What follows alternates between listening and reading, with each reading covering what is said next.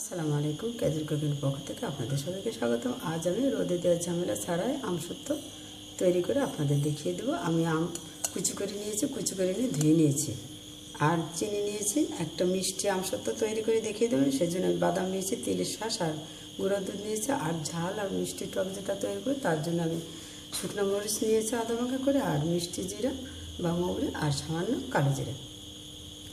আমি ফ্রাই প্যানে নিয়ে নিলাম আম আর লবণ দিয়ে দিলাম। আমি লবণটা একটু নেড়ে চেড়ে মিশিয়ে নিচ্ছি আর কিছুক্ষণ একটু জাল করে নিচ্ছি। কিছুক্ষণের জন্য একটু ঢাকনা দিয়ে ঢেকে দিচ্ছি। চুলার আঁচটা লোতে রেখে দিচ্ছি। ঢাকনা উঠে নেড়ে ছেড়ে দিলাম। দেখতেই পাচ্ছেন আম কিন্তু সিদ্ধ হয়ে গিয়েছে, আর পানিটাও অনেকটা শুকিয়ে, আম থেকে যে পানিটা বের হয়েছে সে পানিটাও কিন্তু শুকিয়ে গিয়েছে। এবার আমি স্বাদ অনুযায়ী চিনি দিয়ে দিচ্ছি।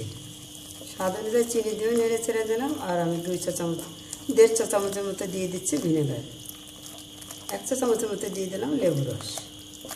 চুলার আঁচটা কম তাপে রেখে রেখেই কিন্তু পানি শুকিয়ে নিতে হবে। দিয়ে দিচ্ছি বাদাম, দিয়ে দিলাম আর দিয়ে দিলাম তিলের শাঁস। তিলের শাঁস আপনারা ভেজে নেবেন, আমি ভেজে নিয়েছি, তাহলে কিন্তু সুন্দর ঘ্রাণ হবে। আর বাদামও আমি যে বাদাম দিলাম, বাদাম আমি ভেজে তারপরে বেছে নিয়েছি। দিয়ে দিলাম গুঁড়া দুধ। এবার নেড়ে চেড়ে দিয়ে কম তাপে রেখে রেখে শুকিয়ে নিতে হবে। এইভাবে সরিয়ে দিয়ে আপনারা বানিয়ে নেবেন। আর আমি কিন্তু চুলাটা পুরোপুরি কম তাপে রেখে দিয়েছি।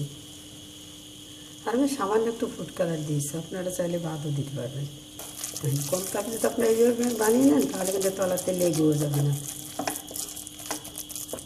পুরোপুরি পানি আমি শুকিয়ে নিলাম। এবার আমি নামিয়ে নেবো। একটা ফয়েল পেপার দিয়ে নামিয়ে নিলে তাহলে ভালো হবে। নামিয়ে তো ঠান্ডা করে হাতের তলা দিয়ে চওড়া বানিয়ে গোল বানিয়ে হয় একটু ঠান্ডা করে নিতে হবে ফ্যানের নিচে। দেখতে পাচ্ছেন আমি একটু তেলও লাগিয়ে দিলাম ফয়েল পেপারে। দেখতেই পাচ্ছেন হাতে রেখে দিয়েছি কিন্তু সুন্দর আমি গোল বানিয়ে নিচ্ছি। তেলের শাঁস দিয়ে দিলাম, বাদাম দিয়ে দিলাম আর দিয়ে দিচ্ছি গুঁড়া দুধ।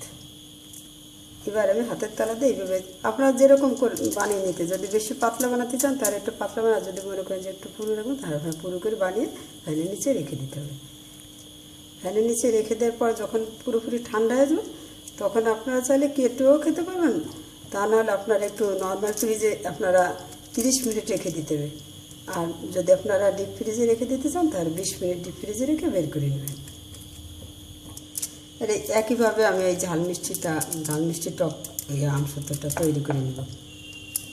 আমি ওইটা ফ্রিজে রেখে দিয়েছি, আর আমি যেটা আগে তৈরি করেছি সেটা আমি আপনাদের দেখিয়ে দেবো। কারণ নর্মাল ফ্রিজ থেকে আধা ঘন্টা পরে বের করে আপনাদের দেখিয়ে দিতে গেলে সময় বেশি লাগবে।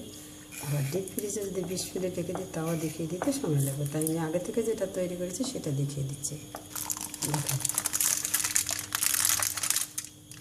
দেখেন কত সুন্দর হয়ে গেল রোদে দেওয়ার ঝামেলা ছাড়াই আমসত্ত্ব। এবার আমি এই মিষ্টিটা উঠে আপনাদের দেখিয়ে দিচ্ছি। দেখেন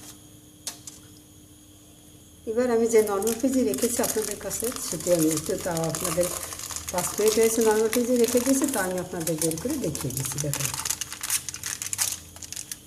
ঝামেলা ছাড়াই, রোদে দেওয়ার ঝামেলা ছাড়াই তৈরি করে নিলাম কাঁচা আমের আমসত্ত্ব।